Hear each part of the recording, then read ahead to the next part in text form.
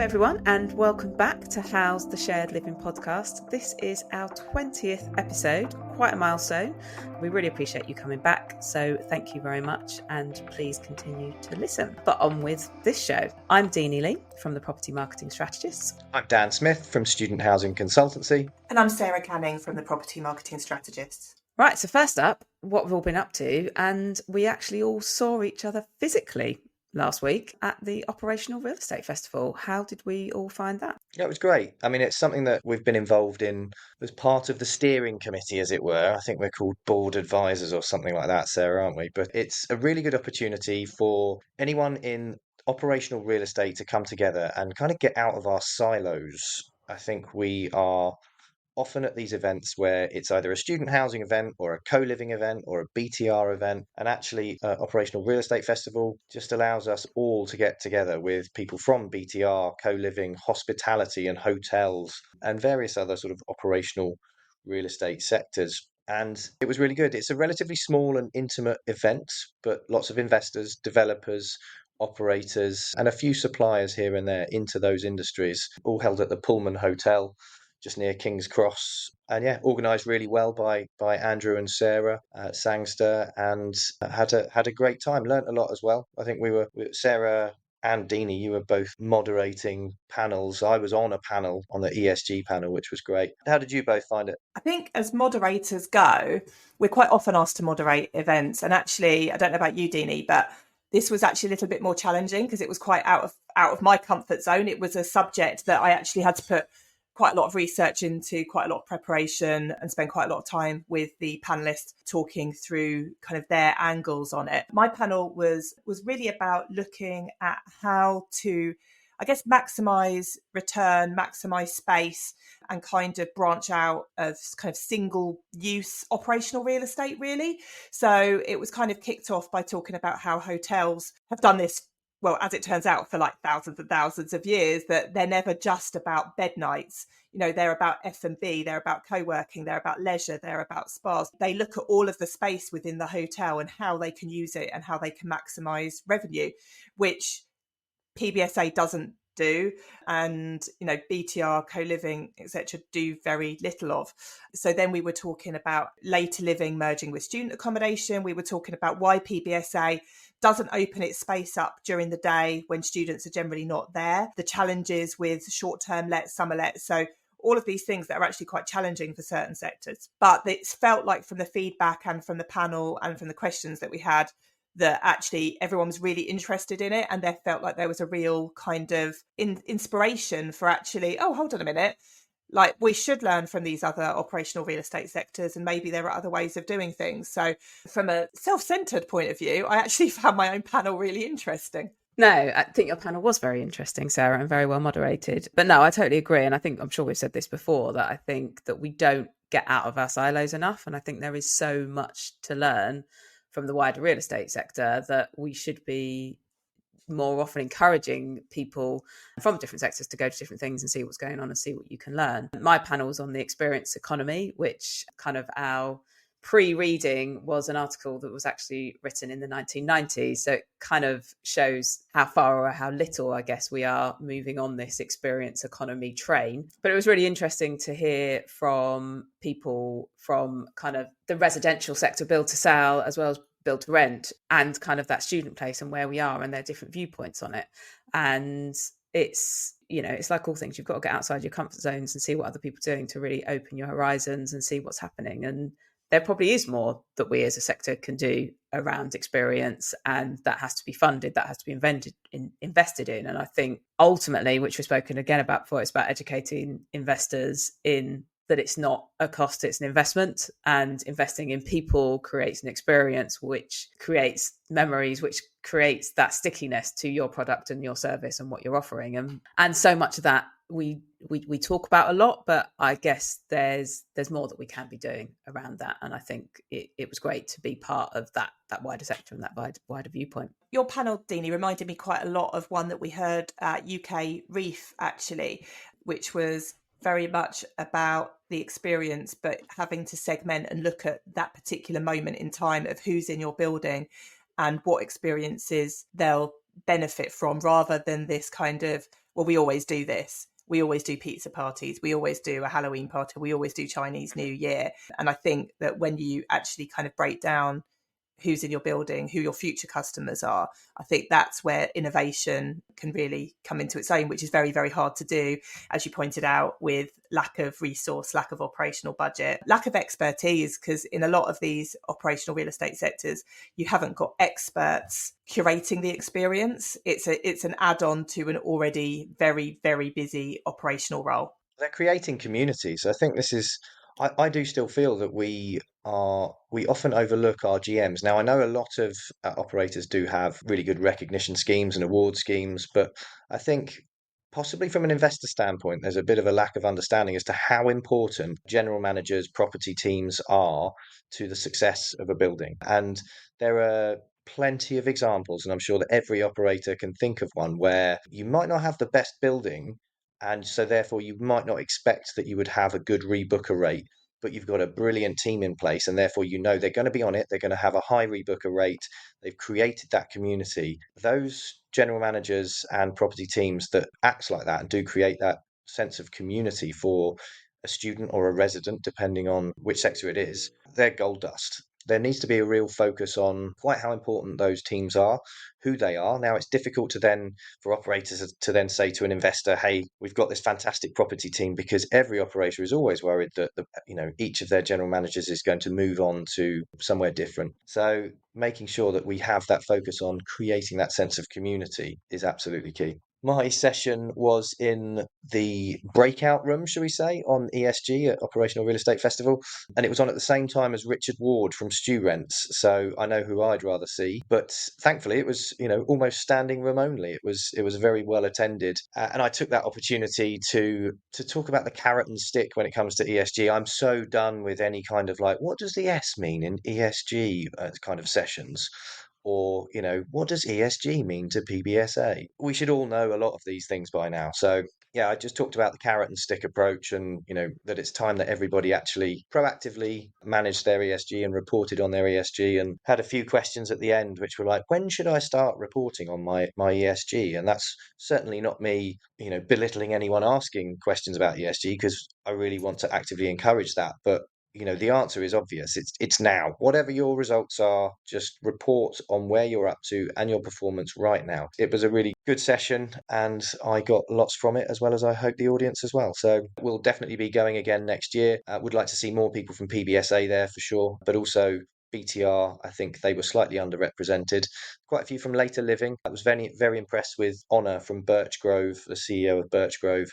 She was fantastic. Hannah from Hyber was also on one of the panels too. It was just a really good, well thought out event. So yeah, it would be good to see more people from the shared living sectors there next year, and we'll keep everyone posted on that as we go. Absolutely agree. I think it was a great event, and I think it's definitely one that should go in the calendar. And I think, we're always encouraging people who wouldn't normally go to these events to encourage their staff to go to events. And I think this is one that is really good to kind of just get a wider view of the sector and what's going on. So I'm sure it'll be in our calendars next year. So thanks everyone for that update. So I think a few weeks ago, we talked about the latest youth forum that we had been working on about what students wished they'd known before they went off to university. We released that last week, so we thought we might have a brief little chat about what we discovered in that report. And it was quite fascinating, really. And I think we learned a lot from it, which is always a bonus when it kind of challenges our expectations. So, Sarah, what are your findings from our recent report? I guess a bit of background into the Youth Forum is we do a survey to a diverse range of students across the UK, and then we look at those results from that survey, and we then do a focus group that kind of inspired by the results of that survey to give us a real deep dive and to kind of challenge some of the results from the survey. So we had over 300 students that responded to it, and I think the things that were surprising to me was really about, I guess, the university structure, which we've always said, it impacts accommodation so much. So the things that really stood out is 49% of respondents said the number of hours they were required to be on campus in their first year was less than expected. And we are seeing this across the board, that kind of since COVID, a lot of universities have kind of looked at the benefits of hybrid learning, but clearly the students aren't really expecting this. And it would impact maybe their choice of accommodation. It might impact their ability to work or not work if they're not actually understanding how often or how long they have to be on campus. And this kind of went hand in hand with the number of hours they were required to self-study. So whilst they weren't expected to be on campus in kind of organised lectures and seminars, there is a high expectation that they have to self-study. And 49% said that that was higher than expected as well. So I guess when they're putting all of that decision making together about kind of their wider lifestyle and what they can fit in and what they can't fit in, that again is really, really important, because whilst they might not need to be on campus, they need to factor in time, alone time, quiet time, to be able to self-study, and that brings with it, somewhere to be able to study in their accommodation, great Wi-Fi, access potentially to a library if that's a more conducive space for them studying, or a co-working space. So I think that self-study, and in other focus groups that we've done for clients as well, that self-study thing is very much about alone study. What we're seeing is that there's not very much demand on students for group study. So again, that feeds into the layout, and that's kind of feeds into other research that we've done at the Property Marketing Strategist, really, that it's about alone self-study, and they need an environment to be able to do that. It's really interesting because when I was at Nido, we surveyed the students and we found out they were doing a lot more group study than we were expecting. And it might be that, the universities they were at or courses they were on, but as a result, we opened up everything. We got co-working benches in, and it kind of brought everyone together, and we could see them all using them, doing group study, bringing people in from other places, just their course mates, which was obviously a great opportunity for us to push Nido to them as well. So do we think that that's kind of switching around a bit more now, and that the focus is more on that self-study piece, as you said, and slightly less on the group work? But what does that mean for the social spaces? Does that mean that we should be breaking them out more, and we should have co-working benches still, or and then we just have breakout rooms for group study? What's the feedback that you've had? We need to understand more about whether that university structure is really changing, because if people are going into university less, they're then connecting with less people, and therefore that group study has an impact because they don't know as many people to go in group study. I think one of the things that came from the focus group that we did was there's a much greater connection with those on your university course than there is that those you're actually living with. But if you've got less opportunity to go and engage with those people on your university course, then you've got less chance to make those connections. So I think then, and again, it's about collaboration. It's like we need to work with universities to understand, actually, is your learning structure changing? Is your timetabling changing? How do we support that? And B, should it be changing? I think the fact that we found that people were expecting to be on campus for longer, does that mean actually that they want to be on campus longer and they kind of want to be part of the whole thing that goes on from being on campus 9 till 5? But that said, obviously they are also working a lot, and it's juggling that ability to study and be on campus when you need to be, and also fit working. 72% of them didn't understand enough about household bills before they went, which is a big chunk of them not understanding actually what they need to do. And the other one that kind of really shocked me, because I think that we believe that everyone knows that they need to work and they have to work, and that's just the cost of it. But we found that 18% hadn't planned to work but found that they had to. So that's quite a big chunk of people that had gone to university thinking this is going to be all right, and then realised, no, it's not going to be all right, and I need to actually go away and work, which obviously changes your whole expectation of what you went off to study to do, because then you've got another layer of something else coming in. The other one that from the focus group that has always stuck in my mind is that one of our respondents was saying that the university do give out great information on kind of how to budget and do all those things, but also they're encouraging you to join clubs and societies, which all come with a cost. But once you add up all those costs, they just don't have enough money to do all that stuff.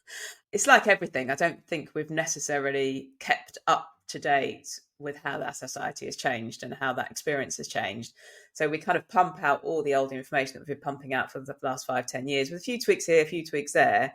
But probably it needs a complete overhaul and a complete looking at it to say, actually, this is really what you should expect from your life, and this is what you need to plan for, and this is what you need to expect. The students also said that whilst they were given information about budgeting, they want more detail. So they were saying, they'll get information about the average shop. Well, they were like, well, what is the average shop? What are students buying and where are they buying it? Which is the cheapest supermarket?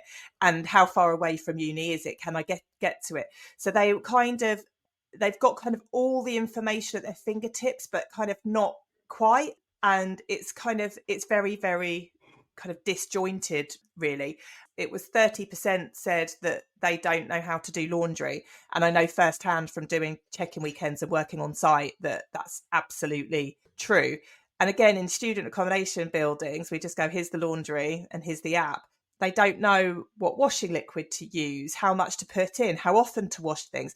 I mean, I know I quite often joke about it, but I really worry that students aren't washing their bedding and their towels enough. But maybe that's just because they don't know how to do it. But also, is that cost factored in when people are talking about laundry? One wash a week. Well, one wash a week is probably your clothes. That doesn't take into account your bedding, your linen, your towels, and sportswear. And it's that kind of laser focus on budget that they really want, because I think they're quite woolly numbers, really, and they're potentially, like Dina said, not moving on with the times, really. And how often are they reviewed rather than just kind of put out on a year on year basis? Oh, this is the budget for a student. Actually, it changes every year.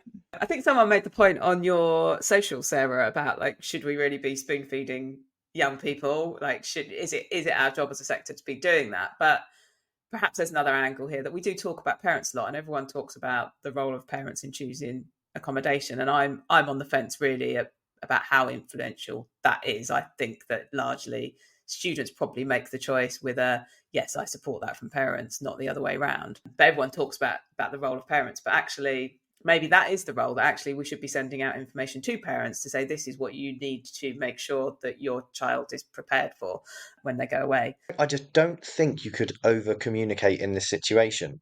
Why wouldn't you provide a student or parents or guardian or whoever with as much information as possible, obviously in a succinct form so that it's, really quite clear and gets to the point. But I would want to know that the money that I've got saved up for university is going to last me, and I'm not forced into an emergency job, or, like a lot of Nigerian students we've seen this year, that the currency's crashed 60% since June, has lost 60% of its value, and therefore virtually all of them have had to get jobs unless they're in a very privileged position, or they've had to leave, and that's a real issue. But I do see that a lot of operators are starting to help with that in terms of simplifying the costs.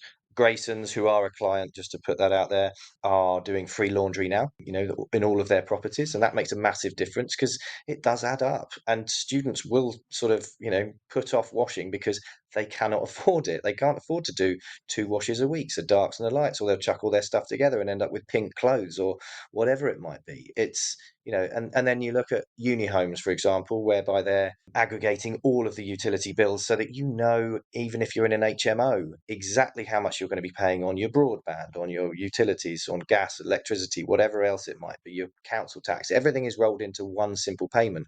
Of course, in PBSA, we've been doing that for absolutely years, but I think we're finding ways to simplify life for students, but I still don't think it's clear enough from universities in particular as to the cost of living in that particular location. And shock horror, there's a way to commercialize some of that information. For example, getting your local supermarket to sponsor some kind of consumer insights piece showing what students are buying and how much that costs them and what the average student buys each week, so that everyone can start factoring that in. I think there is a case of treating students like adults and making sure that we're not just spoon feeding them, but equally, I just don't think you can over communicate in this situation. It's much better to have all the information, to sift through it and say, no, that's crap, I don't need any of that, than actually be really short at the end of the day when you get to university and think, hang on a minute, wasn't expecting a kebab to be 10 quid.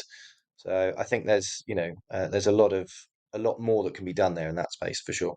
I think the other thing to remember is not all students are made equally, and different students come with different budgets, different challenges, different things going on. So therefore that over information means that you're going to get the right information to the right people at the right time. I think one thing I just wanted to loop back to, but I think we'll probably come back to it in another podcast, is that whole kind of res life student experience, talking about societies, is that dying off, with the cost of them?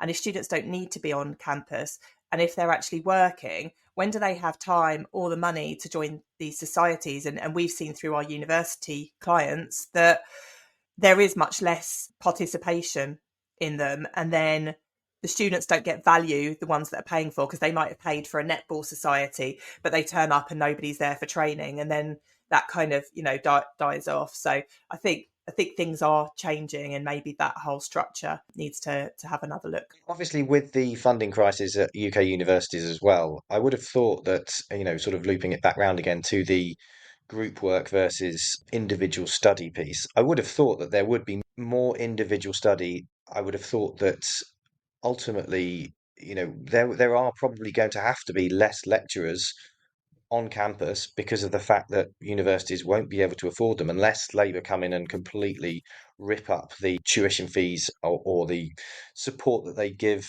universities, and totally change the rule book there. I just would have thought that there would be less interaction, yeah, with your lecturers, but also probably less time on campus. So maybe things are going to be changing even more beyond where we are now. What are you thinking about that? Is the current funding crisis going to be impacting universities so significantly that students can't or won't go to campus as much? I think you need to look at value for money. We've talked about this before, and I think, students during COVID kicked off about it. And I don't think it's changed as much as you might believe it's changed. And I think the hybrid learning was helpful to universities in some respect, because they can attract students that would be commuting. And that's absolutely fine, because actually, if they can access their lectures online, they don't need to be on campus. But there's a massive commercial impact to that. Not only, like we said, you've got student unions, you've got F&B on campus. That's a commercial impact. But students also, the quality and the perceived value for money surely is less if they're not on campus. We've got some of the most incredible university campuses in this country, and it's just a crying shame that people might have been accepted to an amazing university but not utilize all of those brilliant facilities. And part of it is probably, cost related, but also time related. Again, they're working. So are they really going to be using the gym in the evening? Are they going to be going to the student union? We were discussing this at the UCAS roundtable last week, that we often harp back to the good old days, but actually, do we just need a complete kind of rethink of what actually this looks like now? And a lot of people are like, oh my god, students have to work now. And it's like, let's stop talking about that as shock information. It's happening, and it's going to carry on happening. So let's just reset and say that's the norm. That's what students do. They have part-time jobs. And maybe students being full-time on campus, maybe that is becoming outdated. Like Deanie said, everybody that works in PBSA needs to be liaising with their universities to actually find out what that looks like, because all the data in the world will say there's this many students, there's this much intake, there's this many applications. None of that data says how many are choosing to work from home, or how many of those courses are hybrid, or how many of those courses are purely online. You have to ask those questions. It's not going to be in writing anywhere. And actually, if you're looking at, developing a new student accommodation block in a city, they're the questions that you should be asking, because like I said, the numbers might say we're growing, but what kind of students are they? Because if they're not on campus, then they're of little use to PBSA developers. Yeah, I totally agree. Every bit of crystal ball gazing that I'm reading about the university higher education sector in the UK is talking more about, I mean, obviously about belt tightening, and the fact that universities firstly have to get their houses in order and make sure that they are running as lean as they possibly can without diminishing rankings and student welfare and results, etc. But I do see that there is going to be more of a focus on online learning, and I think that's pretty obvious from everything that we're seeing. I'm not sure that really stretches as far as the Russell Group, even though they are obviously the universities that can use the prestige of having the Russell Group attached to any kind of online degree or whatever. But I do think that some of the tier two universities could end up, pioneering that space. I don't think anyone's really nailed that to date, and obviously that will have an impact too. So I think there needs to be a little bit more coordination between PBSA operators and universities to fully understand what their targets are, what their strategies are, and ultimately make sure that the students are at the forefront of that. Obviously, the universities need to be thinking about that as well as balancing the books. But then, yeah, the fallout to PBSA may well then be that there are less students in the mix. That is a possibility. But I do think we need to spend a bit of time crystal ball gazing on the future of higher education and the future of PBSA as well. Agreed. And I think there's probably lots more we can have on this conversation. And I just want to make the point that we have talked about a new Labour government, in that when this podcast goes out, we probably will be maybe not know where we are with the new government, but it will be the day after the election. So we'll see what happens with that. But I think there is, there's a lot of problems there and a lot of changes that need to happen. But we kind of went a little bit off topic. But if you do want to read our new youth forum, then you can find it all in all the usual places. So please do go and download that, because I think you might be surprised with some of the findings in that. We did, I think a couple of weeks ago, we talked a bit around kind of why renting is a dirty word. And I know on the back of that, Sarah, I don't know if you stumbled across some research, but you found some research, and yeah, really just wanted to go back to that, just to give a bit of an update on what we've discovered around that. I've seen so much data about buying, first-time buyers, Help to Buy, what the government might be doing. And I started to research really into, well, what does that mean for renters? And it's really, really difficult to find the equivalent data for renters. So I saw data from Zoopla, which is part of Houseful, discussing the earnings required to buy, which shows 60,000 is the average household income of a first-time buyer with a 20% deposit and a 3.3 times loan to value income mortgage. And this varies across the country. So I kind of went back to Zoopla and said, but what about renters? And they pointed me to kind of the right information. And really, it's not as specific as I'd have liked to have been, but it's a heat map that shows the percentage of homes for sale where the mortgage costs are lower than rents. Most of Scotland and the north of England show that 40% of homes are in this bracket, whereas in the south and the Midlands, it's less than 30%, with a few coastal areas in the 30 to 35% range. So the average UK salary in 2023 was 35,464,000 according to Forbes from ONS. So if you double this to get a couple's salary or cohabitor's salary, it's £70,928, which is £5,911 per month, but that's gross. So you kind of then start looking at actually how much rent is needed from somebody's salary. And that's based on two people living together, remember. So in the last 2 years in England, there's been an increase of 5.2% loan versus 14.6% rent increase. So that kind of shows that actually renting is becoming more and more unaffordable. So whilst we keep talking about how much money is needed for first-time buyers and first-time buyer homes, that is becoming even further out of reach. But so's rent. So I think, as Deanie said, we're going to be looking at a new government potentially by the time this podcast goes out. And I know that Labour have been all over house building this week in the press, and that's brilliant. But I do question, house building is a very, very broad topic. What houses are going to be built and for who? And there's lots of different products for lots of different people. And just building houses is not going to solve this housing crisis. And where are you going to build them as well? And I think there needs to be. We know that Labour are going to focus on the help to buy, or at least helping first time buyers. But they're almost going to need to help renters out as well. Like you cannot have the discrepancy between the cost to rent and the cost to buy growing exponentially. I think we've got to make sure that we are supporting renters as well. Renting is a vital step on the ladder to purchasing your own property, but equally, it is an opportunity to live in a home outright anyway. Yes, you may not own it, but it is becoming more and more important. And I do think that we are overlooking the importance of renting, focusing on those first time buyers in particular. So yeah, I would like to see some more focus on that from the next government. There was a programme on Channel 4 last night called Skint Britain, which kind of talked about very much where we are as a country financially, what the challenges are, and how we need to get out of this scenario. And it went into several things, including that we need to increase productivity, but also talked about house building. And they had a really So it's focused on looking at the data, and they showed the data of kind of where house building was kind of post-war.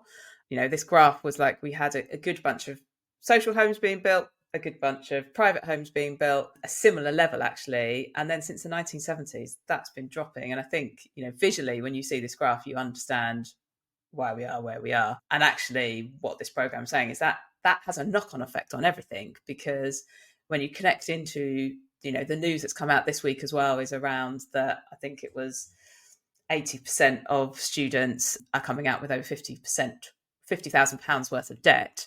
They've then got to be able to get a job to be able to fund that debt, but they can't actually move into the cities where there's good works that pay these salaries to get that job, which means that then they can't be productive and they can't support the economics of our country. So it's just, everything is so interconnected that I just, we do need to build more, because we need to produce more, because we need to be more productive, because that pays for how we run our country. And the other thing that I think part of that research, Sarah, was, I think they shared a map of one of the other challenges, which again this program talked about, is the green belt. And actually the reason that house prices are so high in our city centres is because you just can't build anymore, because we've got this ring of green belt around it that there's just no space to build anymore. And I think what they were saying is, if you took, I can't remember what the distance was, but a distance from kind of commuter stations, you'd only take up 2 or 3% of the green belt, but that would build us millions of homes, which would enable us to get out of this mess. So it's kind of this, the planning's connected, the university funding's connected, the investment in our infrastructure is connected, and we just need to invest more in our infrastructure and our services and our house building, so we can start to build our way out of this crisis. But as we say, we will have a new government when this goes out. Do they have the policies to do it? Do they have the will to do make some of those challenging decisions, which are challenging and cause problems? Who knows? I mean, I don't have much hope, but maybe you guys are more positive. The other statistic that I saw yesterday, and I can't remember who posted it, so apologies, is that the UK has the highest number of homeless people. It was globally, which I do wonder how the how homelessness is considered, what that is, but definitely in Europe it's a statistic that I have heard before. So like, Dina, you just said that house building has gone down, but our population has increased and homelessness has increased. So that's the clear maths around it. What I will say about Greenbelt building is it has to be about infrastructure. I hate seeing these developments popping up in the middle of nowhere, because that just creates a reliance on cars. It means that, if you haven't got cars, then you've got to have public transport. You've got to be able to get to places of employment. You've got to be able to get children to school. Are there schools there? Then you've got the doctor, the dentist, the station, all of that has to be built into it. So it's not quite as simple as just building on Greenbelt. It has to work with communities.